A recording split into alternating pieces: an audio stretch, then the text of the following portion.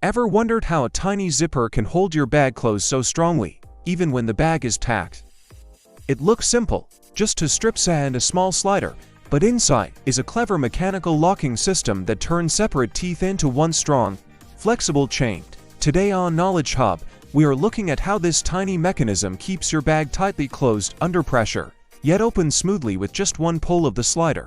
A zipper is basically a long chain made from two rows of teeth, also called elements, attached to strong fabric strips called tape. These teeth can be made from metal, molded plastic, or a continuous nylon coil, but the principle is the same. Each tooth is shaped so it can nest, hook, or mesh with a tooth from the opposite side. But here is the clever part: the teeth do not simply press together randomly. They need to meet at the correct angle, in the correct order, with the correct spacing. That job is done by the slider. Inside the slider is a small Y-shaped channel. When you pull the slider forward, the two separated rows of teeth enter the wide part of the Y from both sides.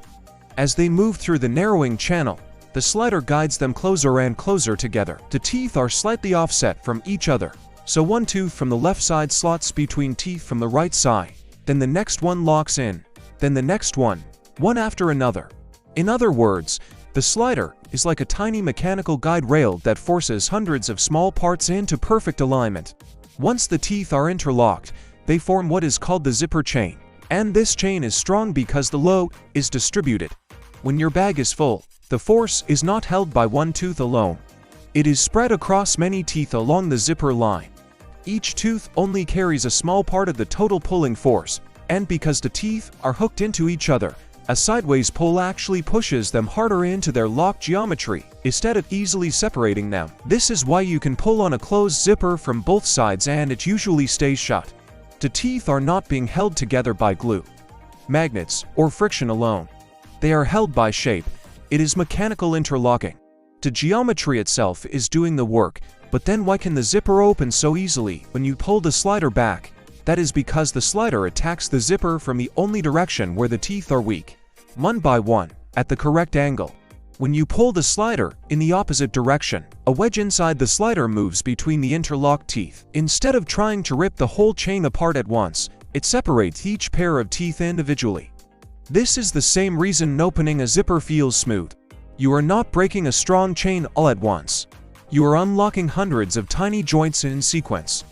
That small metal or plastic slider is basically a controlled zipper opening machine. And this also explains why zippers usually fail in specific ways.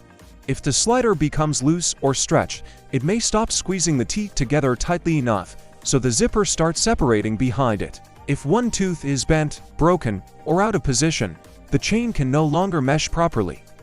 And if the fabric tape or stitching tears, the teeth may still be fine, but they are no longer held in the correct alignment. So the real strength of a zipper comes from three things working together: precise tooth geometry, accurate slider guidance, and strong tape that keeps everything lined up. That is why such a small device can replace buttons, hooks, straps, and knots in bags, jackets, tents, suitcases, and even safety gear. A zipper is not just a fastener, it is a long, flexible mechanical lock that can be closed quickly, open easily, and still resist strong pulling forces from the side. So the next time you close your bag and hear that familiar zip sound, remember, you are not just pulling a tab. You are activating a tiny precision mechanism that locks hundreds of teeth together in perfect sequence. If you've enjoyed this deep dive, don't forget to subscribe to Knowledge Hub for more fascinating explanations of the everyday engineering around us. And as always, stay curious.